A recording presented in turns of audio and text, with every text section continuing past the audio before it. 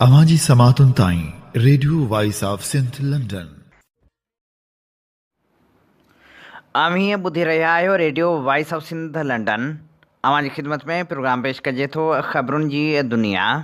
20 अगस्त 2026 ख़मीस जे ॾींहुं प्रोग्राम ख़बरुनि जी दुनिया साण करे आऊं अवांजी ख़िदमत में हाज़िर आहियां पंहिंजी मेज़बान हबीब लगारी। सभ खां पहिरियां पेश करियूं था ख़ासि ख़बरूं। सिंध विरहाइण वारनि साज़िशनि खे सिंध जे बाशऊर धुरियुनि रद्द करे छॾियो। ॾीए शहर में अवामी तहरीक जी रैली। क़ौमी अवामी तहरीक जे सरबराह अयाज़ लतीफ़ पलीजे चयो आहे त सिंध जी वहदत ते हर वार रद्द थींदो। जीअं सिंध क़ौमी मुहाज़ जे सरवाण नवाज़ दौर जो चवणु आहे त सिंधियुनि खे पंहिंजे बका लाइ ॿधी करणी पवंदी। जीअं सिंध मुहाज़ जे चेयरमैन रियाज़ चांडियो चयो आहे त सिंध असांजो वतन आहे, सूबनि वारे फ़ैसिले ख़िलाफ़ मज़ाहिमत कंदासीं।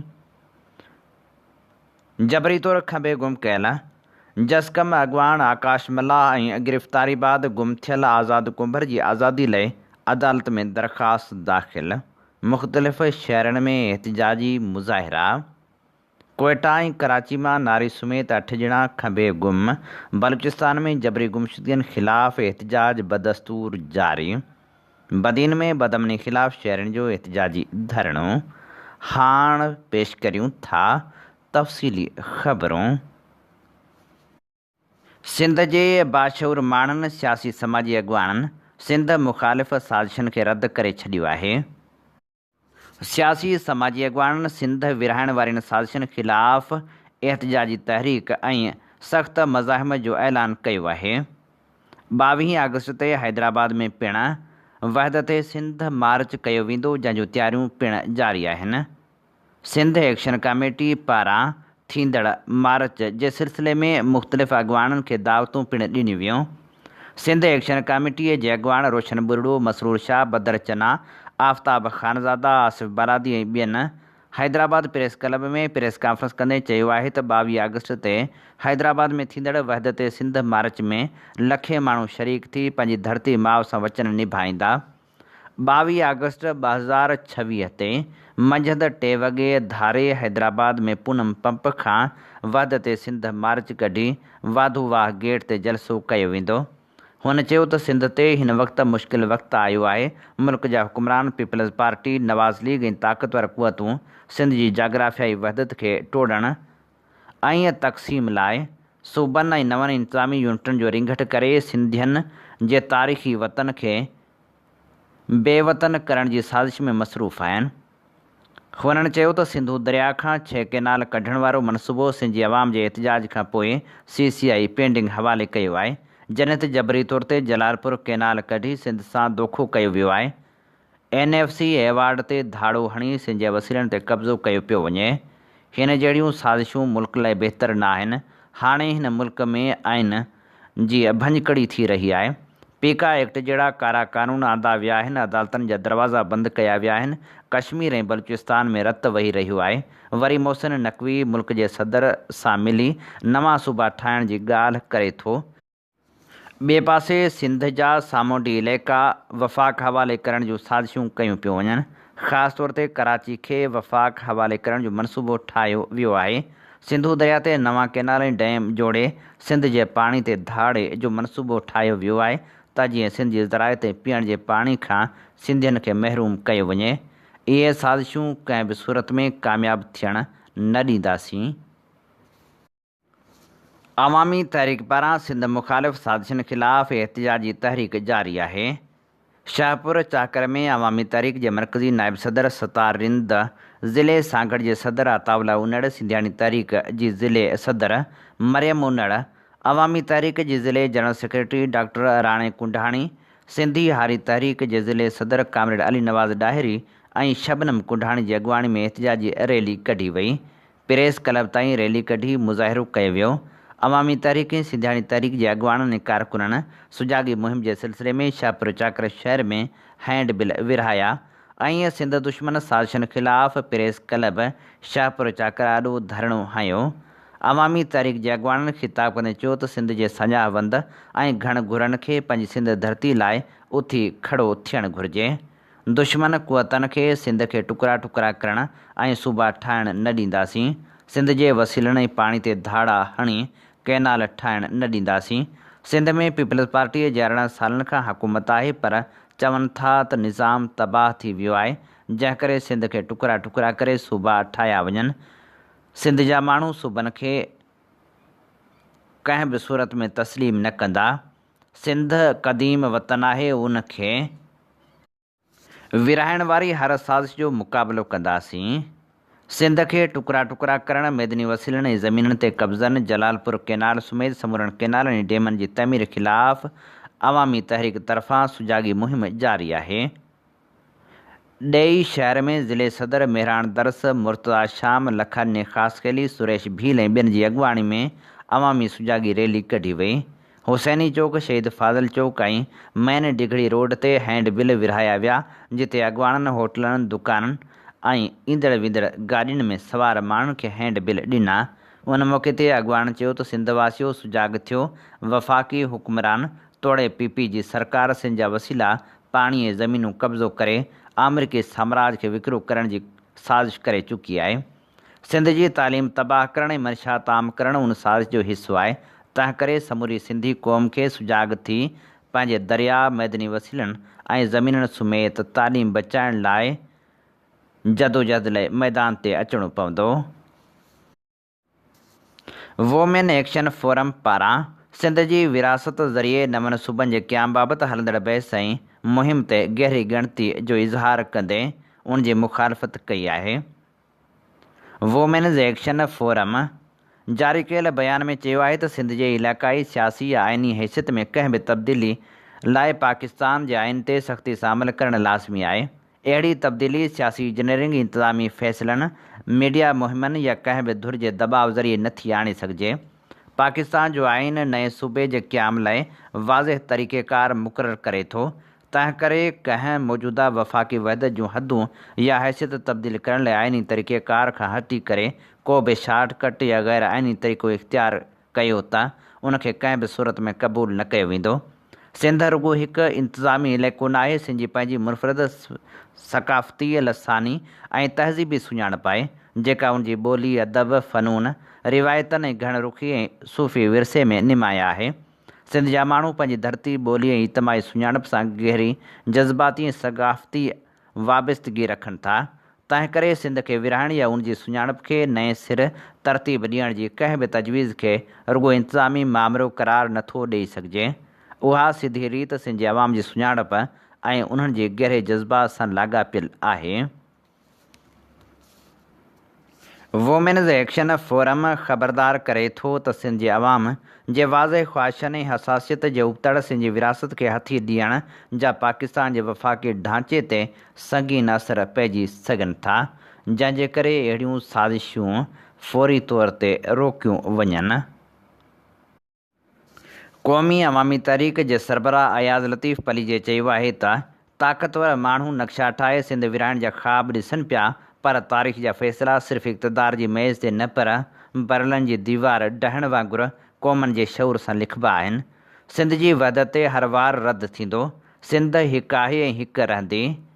अयाज़ लतीफ़ पलीजो खे दुबई में आजियाणो ॾिनो वियो, जिते ख़िताब कंदे हुन चयो त सिंध फ़तह कयल इलाइक़ो नाहे। सिंध पाकिस्तान खे ठाहियो। दुनिया में अहिड़ो को बि मिसाल नाहे त ॿाहिरां ईंदड़ माण्हू हुकम हलाए मुल्क टोड़े छॾनि। MQM वटि नफ़रत खां सवाइ कुझु बि न आहे। MQM सिंध में दहशतगर्दी शुरू करण जी साज़िश करे रही आहे।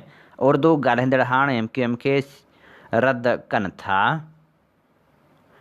GA सिंध मुहाज़ जे चेयरमैन रियाज़ चांडियो सकरन में प्रेस कॉन्फ्रेंस कंदे चयो आहे त सिंध खे विरहाइण जी साज़िश कंहिं बि सूरत में क़बूल न कई वेंदी। पाकिस्तान में अदालतनि मां इंसाफ़ जी उमेद ख़तम थी चुकी आहे। पंजाब पूरे मुल्क ते क़ाबिज़ आहे। इस्टेब्लिशमेंट में अक्सर ऑफिसर पंजाबी आहिनि। पाकिस्तान में इंसानी हक़ ख़तम थी चुका आहिनि। जेकॾहिं सिंध ख़िलाफ़ साज़िशूं थींदियूं रहियूं ऐं सिंध खे टोड़ण जी साज़िश कई वई त कंहिंजो बि वजूद न रहंदो। हुन चयो त सिंध मुख़ालिफ़ साज़िशनि ख़िलाफ़ असां मज़ाहिमत कंदासीं। ऐं सरकारी फंडेड थिंक टैंक्स जे ज़रिए इहो बहस लाथो आहे त मुल्क जे अंदरि बहरान आहे, इंसानी आबादी वधी वई आहे, तंहिंजे करे घणा सूबा ठाहियो त मुल्क बहितर। पाकिस्तान खरबें डॉलर्स जो दुनिया जो मक़रूज़ तरीन मुल्क आहे। पाकिस्तान इंसानी तरक्कीअ में दुनिया जी आलमी जेका इंडेक्स आहे उनमें तबाह कुन मुल्क जे हैसियत में आहे, जंहिंमें जमहूरियत, कानून, इंसानी हक़नि जो एहतराम, प्रेस जी आज़ादी आहे। पाकिस्तान जंहिंजी पार्लियामेंट ते पंजाब जो गैर कानूनी ग़ल्बो ऐं कब्ज़ो आहे। पाकिस्तान जंहिंमें फौज जी अक्सीरत पंजाब जी आहे, बंदूक वोट पंजाब जे हवाले आहे। उहे पंजाबी वेही फ़ैसिलो था कनि त सूबा ठाहींदासीं, जॾहिं त सिंध हज़ारनि सालनि जो मुल्क आहे। पंजाबियुनि असांखे फतेह न कयो आहे। पंजाबी असांखे फतेह करण आया हुआ रणजीत सिंह जे दौर में। पंजाबी रणजीत सिंह जे दौर में असांखे फतेह करे न सघिया। पंजाबियुनि अंग्रेज़नि जे दौर में जेको हिननि जो शाइर आहे इक़बाल, उन गवर्नमेंट ऑफ बरतानिया खे अपील कई आहे, गवर्नमेंट ऑफ इंडिया खे, त सिंध बम्बई सां शामिल न कयो, लाहौर सां कयो। त कहिड़े पंजाबियुनि बंदूक जे ज़रिए बि असांखे फतेह न कयो आहे, अंग्रेज़नि जे लिख पढ़ जे ज़रिए बि असांखे फतेह न कयो आहे। सिंध 40 जी करारदाद में, जंहिंमें सूबा ख़ुद मुख्तियार रियासतूं हूंदियूं, असांजी आइन साज़ असेंबली 43 में पाकिस्तान सां शामिल थियण जो फ़ैसिलो कयो। हिकिड़ो बंगालनि कयो, ॿियो असां कयो।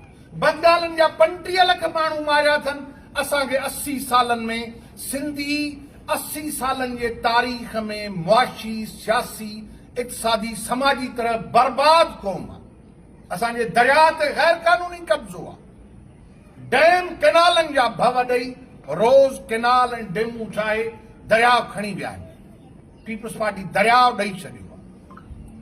अॼु चवनि था त बेड गवर्नेंस आहे ऐं करप्शन आहे, त करप्शन डिज़ाइन इस्लामाबाद ऐं लाहौर करे ज़रदारी खे वेहारियो आहे। बेड गवर्नेंस ऐं करप्शन पंजाबियुनि जे करे आहे, असां सिंधियुनि जे करे न आहे। तंहिं करे असां इन घणनि सूबनि जे फ़ैसिले जी मज़ाहिमत कंदासीं। सिंध असांजो वतन आहे, पाकिस्तान मुआहिदो आहे। पंजाबी मुआहिदे जी तौहीन 71 ऐं 70 में पंजाबियुनि कई, बंगाली जुदा थी। पंजाबी ऐं तख़्ते लाहौर खे मां सकरनि जे बाज़मीर सहाफ़ियुनि जे आॾो ऐं सोशल मीडिया जे ज़रिए पंहिंजी क़ौम जे आॾो पंजाबियुनि खे चैलेंज कयां थो। शहबाज शरीफ खे, मौलाना फज़लुर रहमान खे, आसिफ ज़रदारी बिलावल खे, पीटीआई खे, जमायत इस्लामी खे को हिकिड़ो कारनामो ॿुधायो त असां पाकिस्तान खे 79 साला जशन में ॿुधाए सघूं त पाकिस्तान में सिंधियुनि जी तरक़ी थी आहे, या असां ॿुधायूं त दरियाव खसियो अथव, कोयलो खसियो अथव, गैस खसी अथव, समुंड खसियो अथव, माली मुआशी इक़्तिसादी वसीला फुरे असांखे बुखियो कयो अथव। तंहिं हाणे अगरि तव्हां जे इहो फ़ैसिलो कयो था सिंध न आहे त पोइ कंहिंजो वजूद सलामत न रहंदो। असांजे लाइ सिंध मुक़दस आहे। अल्लाह जे रसूल नबी करीम सल्लल्लाहु अलैहि वसल्लम चयो हो, हुब्बुल वतनी मिनल ईमान। असांजो ईमान, गैरत, बका, इज़त जो नालो सिंध आहे। तंहिं करे सिंध जे लाइ सिर क़ुर्बाननि हुक्मराननि जो को फ़ैसिलो क़बूल कोन्हे। पीपल्स पार्टी समंडो लिखी ॾिनो आहे। पीपल्स पार्टी न पई ॻाल्हाए, असां ॻाल्हाईंदासीं। सॼी सिंध में गिरफ़्तारियूं आहिनि। मासूम सिंध जी धीउ आरज़ू सिंधी खे तव्हां काज़ी अहमद मां खयो आहे। मां सेशन जज जे लाइ मुतालबो कयो त सेशन जज सेशन जज नवाब शाह खे वेहारे इंक्वायरी करायो त अदी आरज़ू इहा वीडियो पाण रखी आहे या हुनजी मोबाइल हैक करे रखी वई। पंजाबी जाली डॉक्टर आहे, अताई डॉक्टर पंजाबी, उनजो इस्पताल ई फ़ैसिलो थियो आहे जंहिंमें हाकिम नुहाणी सरदार वटि पंजाबी ॾोही थिया, पोइ पलांद करे असांजी न्याणी खे ॿधो अथनि। जबरी तौर खंबे गुम कयल आकाश मल्लाह अञा ताईं आज़ादु थी न आहे सघियो, जॾहिं त आकाश मल्लाह जी आज़ादी लाइ एहतिजाजी धरणो हणंदड़ आज़ाद कोभर ऐं ॿियनि खे गिरफ़्तारी बाद गुम कयो वियो आहे, जिन खे बि आज़ादु नाहे कयो वियो। खंबे गुम कयल क़ौमी अॻवान आकाश मल्लाह ऐं आज़ाद कोभर जी गिरफ़्तारी ऐं गुमशुदगी ख़िलाफ़ आकाश मल्लाह जे भाउ इमरान मल्लाह ऐं आज़ाद कोभर जे भाउ ग़ुलाम अली कोभर पारां Sindh high court Hyderabad bench में आइनी पटिशन दाख़िल कई वई आहे। जॾहिं त ॿिए पासे आकाश मल्लाह आज़ाद कोभर ऐं ॿियनि जी आज़ादी लाइ एहतिजाज जो सिलसिलो बि जारी रखियो वियो। जसकम अॻवान आकाश मल्लाह ऐं ॿियनि अॻवाननि जी गिरफ़्तारी ऐं गुमशुदगी ख़िलाफ़ कोटड़ी में जसकम पारां एहतिजाजी मुज़ाहिरो कयो वियो। जसकम पारां कयल एहतिजाजी मुज़ाहिरे जी अॻवानी जिब्रान सुमरो, हनीफ़ सुमरो ऐं शहज़ाद अब्बासी करे रहिया हुआ। उन मौक़े ते अॻवान चयो त जसकम जे सीनियर वाइस चेयरमैन आकाश मल्लाह खे कासिमाबाद मां खंबे गुम कयो वियो आहे, जंहिं ख़िलाफ़ वाधू वाह वटि एहतिजाजी धरणो हंयो वियो हो, जिते पुलिस चढ़ाई कई, क़ौमी कारकुन ते तशदुद करे धरणो ख़तमु करायो ऐं एहतिजाज कंदड़नि आज़ाद कोभर ऐं फैसल मस्तोई खे पिणु गिरफ़्तारी बाद गुम कयो वियो आहे। उन मौक़े ते हुननि मुतालबो कयो त जसकम जे सीनियर वाइस चेयरमैन आकाश मल्लाह, आज़ाद कोभर ऐं फैसल मस्तोई खे फौरी तौर आज़ादु कयो वञे। जसाफ़ हैदराबाद पारां खंबे गुम कयल अॻवाननि जी आज़ादी जो मुतालबो कयो वियो आहे। जसाफ़ हैदराबाद जे सदर जुगनू सिंधी ऐं ॿियनि पारां जारी कयल बयान में चयो वियो आहे त जॾहिं बि सिंध ख़िलाफ़ु साज़िशूं रथियूं वेंदियूं आहिनि, तॾहिं सिंध जे बाशूर माण्हुनि खे कुचलण लाइ उन्हनि जे आवाज़ खे दॿाइण ऐं कारकुननि खे गिरफ़्तार करण जो सिलसिलो शुरू कयो वेंदो आहे। अॼु जॾहिं सिंध वतन जी वहदत ते वार कयो पियो वञे, तॾहिं शागिर्दनि, नारियुनि ऐं क़ौमी अॻवाननि ख़िलाफ़ु केस दाख़िल करे संदनि गिरफ़्तारियूं कयूं पियूं वञनि। जसकम जे बहादुर अॻवान आकाश मल्लाह ऐं ॿियनि जी गिरफ़्तारी जी मज़मत करियूं था। असां सिंध जे क़ौमी कारकुननि, शागिर्दनि ऐं सियासी अॻवान खे हिरासत करणु, गिरफ़्तार करणु ऐं जबरी तौर खंबे गुम करण वारे अमल जी मज़मत करियूं था। जसकम जे सीनियर वाइस चेयरमैन आकाश मल्लाह ऐं आज़ाद कोभर जी गिरफ़्तारी ख़िलाफ़ एहतिजाज जो सिलसिलो काल्ह बि जारी रखियो वियो। काल्ह आकाश मल्लाह जी आज़ादी जे लाइ घोटके ज़िले में पिणु एहतिजाजी मुज़ाहिरा कया विया। जसकम अॻवान फ़क़ीर रमज़ान कलवड़, यूसुफ बोज़दार ऐं ॿियनि जो चवणु हो त हुकूमत खे चेतावनी ॾियूं था त फौरी तौर ते आज़ाद कोभर ऐं आकाश मल्लाह खे आज़ादु कयो वञे। ॿी सूरत में सॼी सिंध में शटरबंद हड़ताल कंदासीं। 7 करोड़ सिंधियुनि खे भल मारियो वञे, पोइ बि सिंधु दरिया, तेल, गैस, कोयले, ज़मीन ऐं बंदरगाह ते वालार खे कंहिं बि सूरत में बर्दाश्त न कबो। कराची ऐं कोयटा मां बदस्तूर जबरी गुमशुदगियुनि जो सिलसिलो जारी आहे। नारी सुमेत 8 ॼणनि खे जबरी तौर खंबे गुम कयो वियो आहे, जॾहिं त 3 ॼणा पिणु बाज़ियाब थी आया आहिनि। कोयटा मां CTD पारां 16 सालनि जी शागिर्दियाणी रिज़वाना खे जबरी तौर खंबे गुम कयो वियो आहे। बलूचिस्तान जे ज़िले चागी ऐं कोयटा समेत कराचीअ जे इलाइक़े माड़ीपुर मां 7 ॼणनि खे जबरी तौर खंबे गुम कयो वियो, जॾहिं त कोयटा मां जबरी गुमशुदगी जो शिकार थियल 3 ॼणा बाज़ियाब थी पंहिंजे घर पहुची विया। चागी जे इलाइक़े कली सैद कादर मां 2 नौजवान सैद निज़ाम शाह ऐं अज़हरुल हक़ AFC एहलकारनि हथां खंबिजी विया। यादि रहे त 22 सालनि जो सैद निज़ाम शाह ज़राए सां वाबस्ता आहे, जॾहिं त 18 सालनि जो अज़हरुल हक़ दुकान हलाए पेट गुज़र करे थो। ॿिए पासे माड़ीपुर वारे इलाइक़े मां 5 ॼणनि खे CTD ऐं रेंजर्स पारां जबरी तौरु खंभे गुम कयो वियो आहे। खंभियल माण्हुनि में अमीर दोस्त मोहम्मद ख़ालिद, शहबाज़, सखी ऐं ॿिया शामिल आहिनि।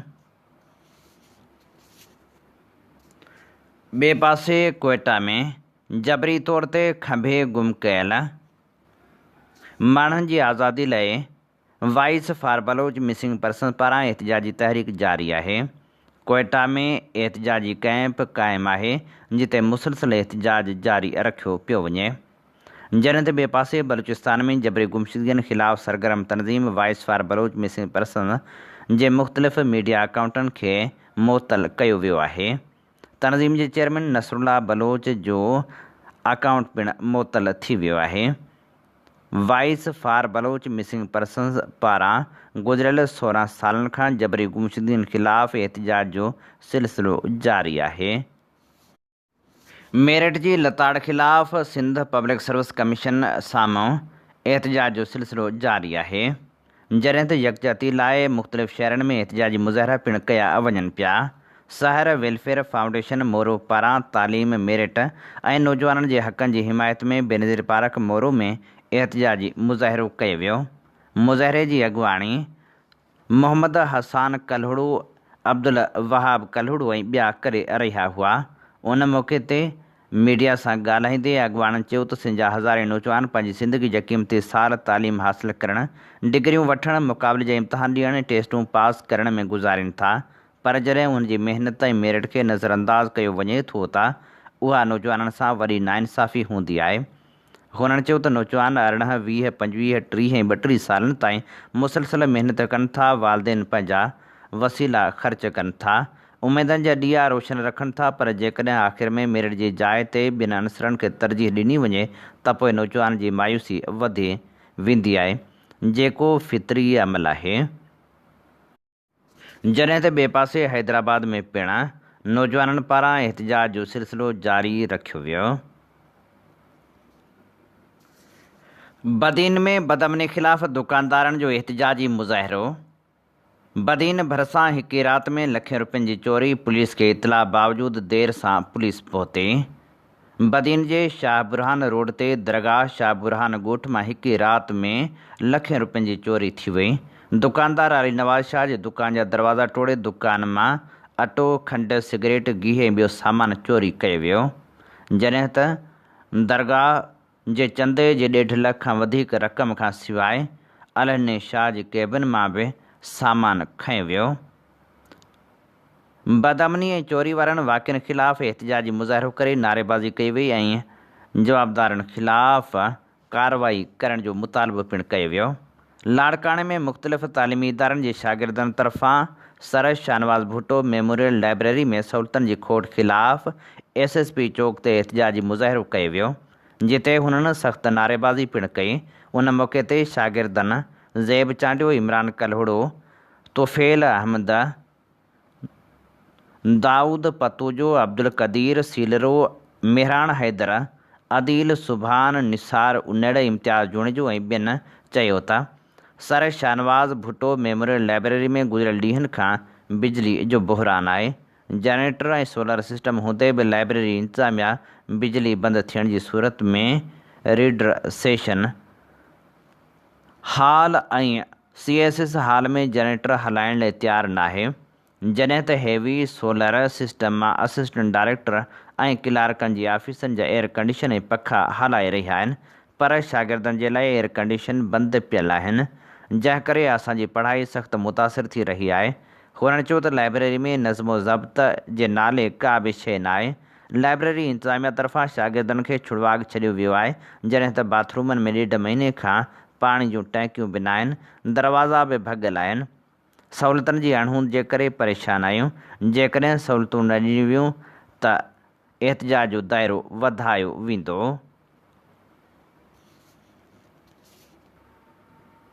फ़कीराबाद में बुनियादी सहूलियतूं फ़राहम न थियण ख़िलाफ़ हारियुनि ऐं ॻोठाणनि अनोखो एहतिजाज कयो। एहतिजाज कंदड़नि मथे ते गाह जूं भरियूं खणी टाउन कमेटी फ़कीराबाद जे चेयरमैन परवेज़ भट्टी ख़िलाफ़ सख़्तु नारेबाज़ी कई। उन मौक़े ते एहतजाज कंदड़ अमानुल्ला सोलंकी, मुजीब ज़ुल्फ़कार अली ऐं ॿियनि ॻोठाणनि शिरकत कई। मुज़ाहिरीन मीडिया सां ॻाल्हाईंदे चयो त चूंडियल नुमाइंदा सिर्फ़ु वोट वठण वक़्तु आवाम वटि अचनि था, उन खां पोइ आवाम सां राबितो ई ख़तमु करे छॾींदा आहिनि। मुज़ाहिरीन जो चवणु हो त टाउन कमेटी फ़क़ीराबाद जी आफ़ीस वञण बावजूदि चेयरमैन आवाम सां मिलण बि गवारा नथो करे। ॻोठ गुलशेर सोलंकी में ड्रेनेज जो को मुनासिब निज़ाम मौजूदु न आहे, साफ़ पीअण जो पाणी बि न आहे, सफ़ाई जो निज़ाम बदतरीन सूरतहाल जो शिकार आहे, जॾहिं त राति जे वक़्तु ॻोठ में रोशनी जो बि मुनासिब इंतज़ाम मौजूदु न आहे। हुन चयो त चेयरमैन तरफ़ां इलाइक़े में समूरियूं बुनियादी सहूलियतूं फ़राहम करण जूं दावाऊं त कयूं वञनि थियूं, पर ईअं आहे कोन। हुननि मुतालबो कयो त जल्द मसइला हल कया वञनि, ॿी सूरत में एहतजाज जो दाइरो वधायो वेंदो। ॻोठ मलिराणी सोलंकीअ जे रहवासी ऐं सिंध ज़रई यूनिवर्सिटी टंडोजाम जे शागिर्द खे मुबैना तौरु खंभे गुम करण ख़िलाफ़ राणीपुर में एहतजाजी मुज़ाहिरो कयो वियो।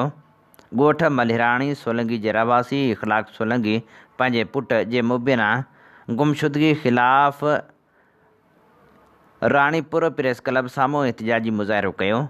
उन मौक़े ते हुन चयो त असांजे ख़ानदान जो कंहिं बि सियासी पार्टी सां वास्तो नाहे। मुंहिंजे पुटु शिराज़ हुसैन सोलंकी खे जबरी तौरु खंभे गुम कयो वियो आहे। यूनिवर्सिटीअ जे हॉस्टल तां सादनि कपिड़नि में माण्हू मुंहिंजे पुट खे खंभे खणी विया आहिनि, जंहिंखां पोइ उनजी का बि ख़बर न आहे। पुट जी ओचिती गुमशुदगी सबबु सॼो ख़ानदान सख़्तु परेशानी ऐं बेचैनी में मुब्तला आहे। हुन चयो त आउं हिकु ग़रीब हारी आहियां, असांजो कंहिं सां बि को वास्तो न आहे। ख़दशो आहे त पुट खे कंहिं कूड़े केस में फासायो वेंदो या संसद ख़िलाफ़ का क़ानूनी कार्रवाई कई वेंदी। इख़लाक़ सोलंकी चयो त शिराज़ हुसैन हिकु शागिर्दु आहे ऐं पंहिंजी तालीम जारी रखी रहियो आहे, तंहिं करे संसद गुमशुदगी बाबति फ़ौरी तौर ते जांच कराई वञे। हुन मुतालबो कयो त पुट खे जल्द खां जल्द बाज़ियाब करायो वञे। हैदराबाद जे वासा मुलाज़िमनि मुतालबनि जी मञताल काल्ह 47 ॾींहं बि हैदराबाद प्रेस क्लब साम्हूं ज़ाकिरुल्लाह, मोहम्मद नदीम, शाहिद ख़ान, जावेद भट्टी ऐं ॿियनि जी अॻुवाणी में एहतजाजी मुज़ाहिरो कयो। उन मौक़े ते हुननि चयो त Hyderabad water and sewerage corporation जा मुलाज़िम ऐं रिटायर मुलाज़िम महीननि जी पघार ऐं पेंशन खां महरूम आहिनि। 20 महीननि जूं पघारूं ऐं पेंशन न मिलण सबबि सख़्तु परेशान आहिनि। हुननि चयो त कारपोरेशन में CEO, फिनांस ऑफिसर ऐं मनपसंद स्टाफ खे हर महीने पघारूं जारी थियनि थियूं। समूरियूं मराहतूं वठी रहिया आहिनि, पर निंढनि मुलाज़िमनि लाइ पघारूं ऐं रिटायर मुलाज़िमनि लाइ पेंशन जी रक़म अदा करण लाइ नाहे, जेका मज़दूर दुश्मनी आहे। हुन चयो त इदारे जी हर महीने किरोड़ें रुपयनि जी वसूली हुजण बावजूदि निंढा मुलाज़िम पंहिंजे हक़ खां महरूम आहिनि।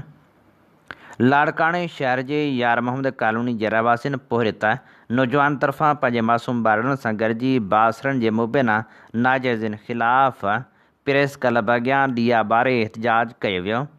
उन मौक़े ते पोहरे त नौजवान सईद अहमद कल्होड़े पंहिंजे नियाणियुनि सानिया, उमे रुबाब ऐं पुटु जुनैद कल्होड़ो सां गॾिजी दाहींदे चयो त शहदादकोट भरिसां देहरावती मेणो में 18 जरेब 9 घंटा ज़रई ज़मीन आहे, जंहिंजा असल काग़ज़ बि मौजूदु आहिनि, पर उन बावजूदि उन ते कब्ज़ो कयो वियो आहे, जेको कब्ज़ो ख़तमु नथो थिए ऐं असांखे ॾियण लाइ तयारु न आहिनि। हुन मुतालबो कयो त ज़रई ज़मीन तां कब्ज़ो ख़तमु कराए ज़मीन असांखे ॾियारी वञे, ॿी सूरत में एहतजाज जो दाइरो वधायो वेंदो। ॾोकरी तालुका इस्पताल में सहूलियतुनि जी खोट, करप्शन ऐं बहितरीन ड्यूटी सरंजाम ॾींदड़ OT टेक्नीशियन जी जबरी बदिली ख़िलाफ़ शहर जे सियासी समाजी तनज़ीमनि जे कारकुननि 3 ॾींहं बि एहतजाजी मुज़ाहिरो करे धरणो हंयो। उन मौक़े ते एहतजाजी अॻुवाणी कंदड़ ग़ुलाम शबीर, मंसूर मीराणी, अहमद जुणेजो, रियाज़ गॾही ऐं ॿियनि चयो त ॾोकरी इस्पताल PPHI हवाले थियण खां पोइ इस्पताल में सॼो महीनो दवाउनि जी हथरादू खोट पैदा करे मरीज़नि खे सरकारी इस्पतालनि मां दवाऊं ॾियण बजाए ॿाहिरां मेडिकल स्टोरनि तां महांगियूं दवाऊं ॾिनियूं वञनि थियूं। हुननि चयो त इस्पताल में औरतुनि जे ऑपरेशन, दवाउनि, तिबी सामान जी ख़रीदारी ऐं ॿियनि मनसूबनि में मुबैना बेज़ाब्तियूं थी रहियूं आहिनि, जिन जी जांच कराई वञे। हुननि मुतालबो कयो त OT टेक्नीशियन खे वापसि मुक़ररु कयो वञे। टंडेजाम में ज़रई तहक़ीक़ाती इदारे जे डायरेक्टर ख़िलाफ़ मुलाज़िम सरापा एहतिजाज बणियल आहिनि। मुलाज़िमनि पारां 3 ॾींहं बि एहतिजाज जो सिलसिलो जारी रखियो वियो।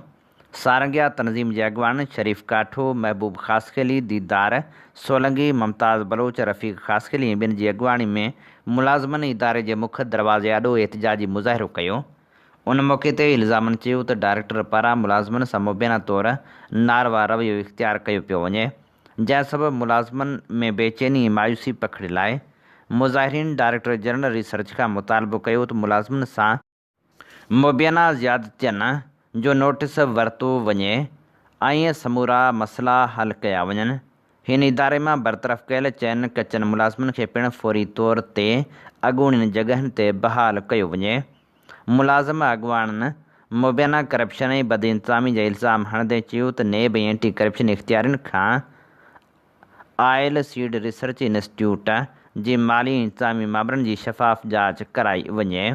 हुन चयो त ज़रई तहक़ीक़ जा इदारा सिंध जी ज़राअत लाइ बुनियादी अहमियत रखनि था, तंहिं करे इंतज़ामी मसइलनि ऐं मुलाज़िमनि जी शिकायतुनि खे फ़ौरी तौरु हल कयो वञे। ॿीअ सूरत में एहतिजाज जो सिलसिलो वधायो वेंदो। मखदूम शाह महमूद कुरैशीअ जे क़ैद खे 3 साल मुकमिल थियण ते खिपरे ऐं बांधी में एहतिजाजी मुज़ाहिरा कया विया। खिपरे में गौसिया जमायत पारां मीरपुर ख़ासि रोड खां शहीद चौक ताईं रैली कढी वई। बांधी में बि नूर मुहम्मद डाहिरी जी अॻुवाणी में रैली कढी वई, जंहिंमें गौसिया जमायत जे मुरीदनि वॾे अंग में शिरकत कई। तहरीक इंसाफ़ सिंध जो सदर हलीम आदिल शेख ख़ासि तौरु कराची खां खिपरो पहुतो। उन मौक़े ते मखदूम ज़ैन हुसैन कुरैशी वीडियो लिंक वसीले ख़िताब कयो। हुन चयो त इमरान ख़ान खे शिफ़ा इंटरनेशनल इस्पताल मुंतक़िल करण बाबति सुप्रीम कोर्ट जे फ़ैसिले जी आजियां करियूं था। उमेदु आहे त मखदूम शाह महमूद कुरैशी खे बि अदालत मां रिलीफ मिलंदो ऐं हू जल्द आज़ादु थींदो। हुन चयो त 3 सालनि खां क़ैद जूं तकलीफ़ूं बर्दाश्त करण बावजूदि तहरीक इंसाफ़ जी क़यादत हक़, सच, आइनी क़ानून सां गॾु बीठल आहे। हुन चयो त देरि ज़रूरु थी आहे, पर असां हमेशह आइनी क़ानून जो रस्तो इख़्तियार कयो आहे। असांखे यकीन आहे त आख़िरकार इंसाफ़ जी फ़तह थींदी। हुन रैली में शिरकत ते तहरीक इंसाफ़ सिंध जी क़यादत ऐं कारकुननि जा थोरा पिणु मञिया। रोहड़ी में चइनि सगन भाइरनि जे क़त्ल ख़िलाफ़ वारसनि जो एहतिजाजी मुज़ाहिरो। कुंदरा थाणे जी हद ॻोठ अनवरपुर धारेजो में 5 महीना अॻु ईद उल फितर जी राति घर अंदरि फायरिंग करे क़त्ल कयल चइनि सगन भाइरनि जे वारसनि एहतिजाज कंदे पुलिस जे आला इख़्तियारनि खां शफ़ाफ़ जांच ऐं इंसाफ़ जो मुतालबो कयो। फायरिंग जे नतीजे में मेहदी हसन, अख्तर हुसैन, ग़ुलाम अकबर ऐं ग़ुलाम असगर धारे जो क़त्ल थी विया हुआ, जॾहिं त संदन भाउ ग़ुलाम हसन बि बाह में गोली लॻण जे करे ज़ख़्मी थियो हो। कंबर में पोरियत जो पुलिस ख़िलाफ़ एहतिजाजी मुज़ाहिरो। पोरियत माशूक़ अली बिरोही एहतिजाज कंदे चयो त ग़लति ॼाण जे आधार ते दहशतगर्दी जो केस मुंहिंजे ख़िलाफ़ दाख़िल कयो वियो आहे, जेको फ़ौरी तौर ते ख़तमु कयो वञे। हीअ असीं अव्हां जी ख़िदमत में पेश करे रहिया हुआसीं ख़बरूं। इन ते ई प्रोग्राम ख़बरुनि जी दुनिया जो वक़्तु पुॼाणी ते पहुचे थो। पंहिंजे मेज़बान हबीब लगारी खे ॾींदा इजाज़त। जेॾहिं पेर तेॾहिं ख़ैरु। अवां जी समातुनि ताईं radio voice of Sindh London